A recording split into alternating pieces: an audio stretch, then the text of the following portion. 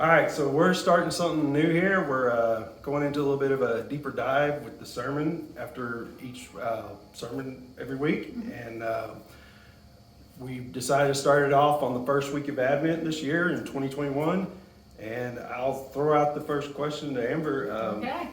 You know, I've always found that prophecies are not the easiest thing to deal with in the Bible, and require a little bit of extra research and stuff. But I was just wondering what your thoughts on them were.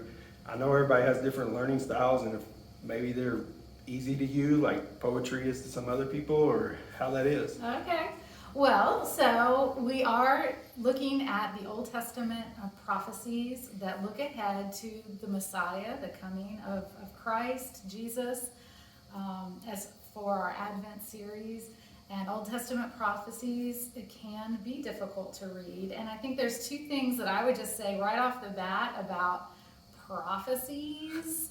Okay, there's like fortune teller prophecies, like Nostradamus, Right. like in the year 2000 and something, we predict this is going to happen.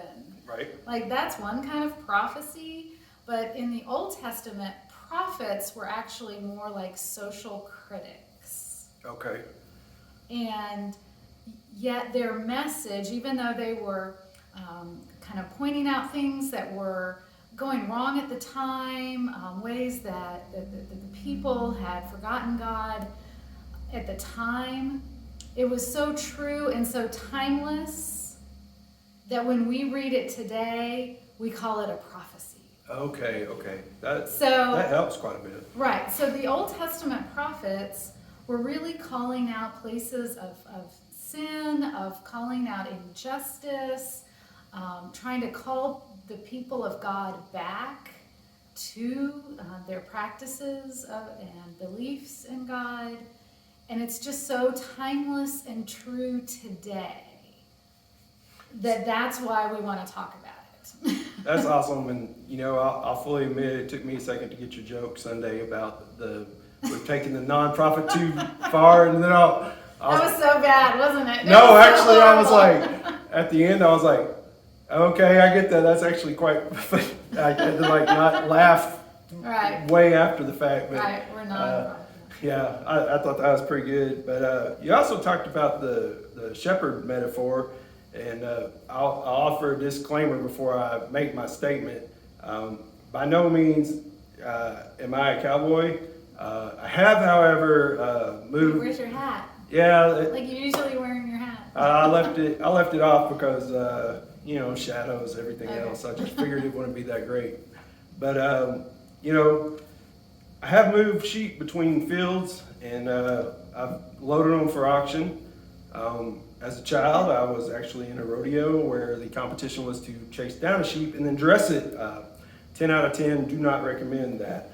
Okay, so you're really vibing with shepherd, like sheep stuff. Right. Okay. I actually really did get into it, but I did, like you, I didn't relate to it even having that experience. That herding of the shepherds, granted I didn't do it on horseback. Last time I rode a horse was the Clydesdale. I thought my hips were going to pop out of my legs, but you know, that we did it on four-wheelers, or we walked, and it was a very loud and noisy event with lots of yelling, of correction, of getting the sheep to go in. And it wasn't a mean or an abusive yelling or anything like that, but it was an intention-getting yelling.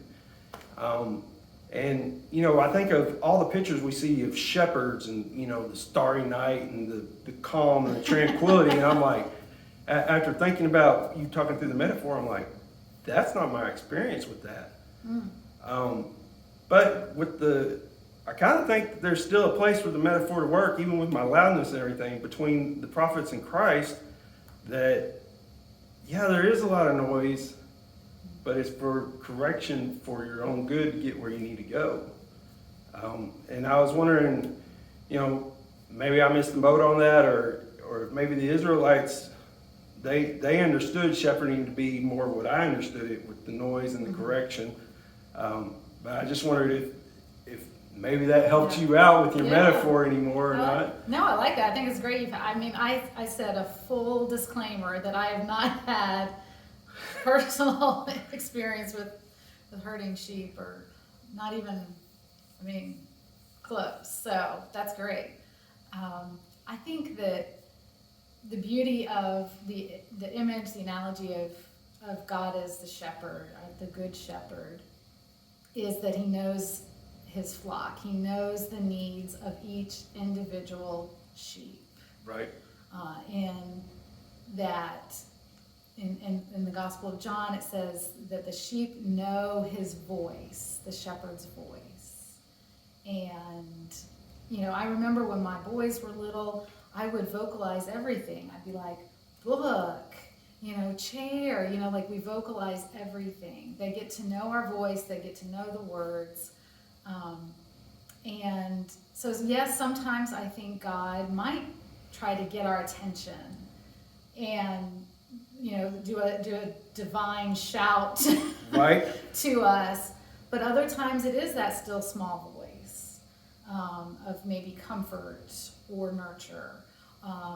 Sometimes it may not be words at all, but gestures, right. Actually picking you up, like you can't, come on, do I have to carry you? Right. One of my favorite videos of sheep and on YouTube is this sheep that it's a little lamb, it gets stuck in this ditch, and it's probably about this wide. It's like maybe they were laying cable or something, and this guy comes along and he's pulling the leg and pulling it out, and the lamb is so happy, like, you freed me, you freed me. It literally jumps and makes like 3 or 4 jumps and then falls back into the ditch. Sounds about right.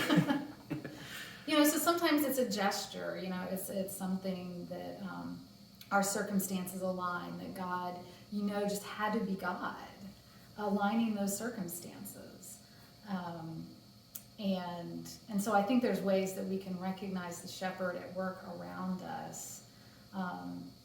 Sometimes it's loud and messy, and sometimes it's quiet.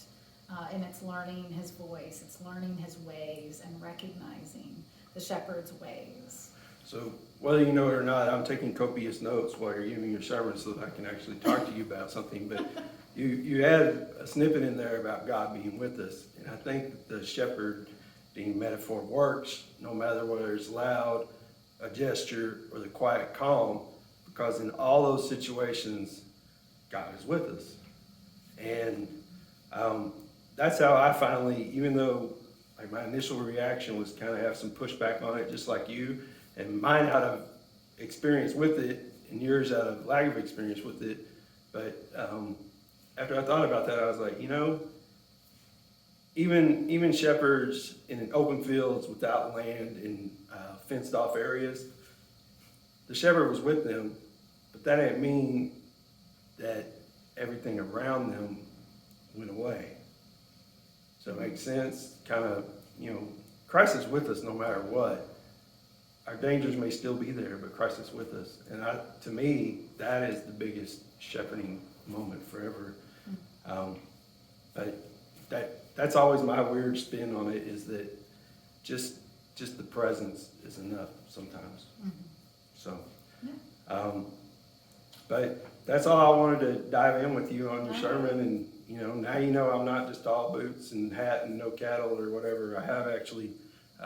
dressed, is that's what it's called? Did you put a little bow on it and like little pantaloons? No? Now, I was like 7 or 8. I had to actually call my mother to ask her whether it was a goat or a sheep so that I didn't exaggerate this story. But it was chase down the sheep, put pants and a button-down shirt. Wait, you really actually had to put clothing on it? Yes. When you say dress it? Yes. I thought it was that a term for putting the rope around No the ropes ankles. Involved. We were not allowed to lasso. We had to run after it, And put clothing get it down, on it. and put pants and a shirt and button the shirt and the pants.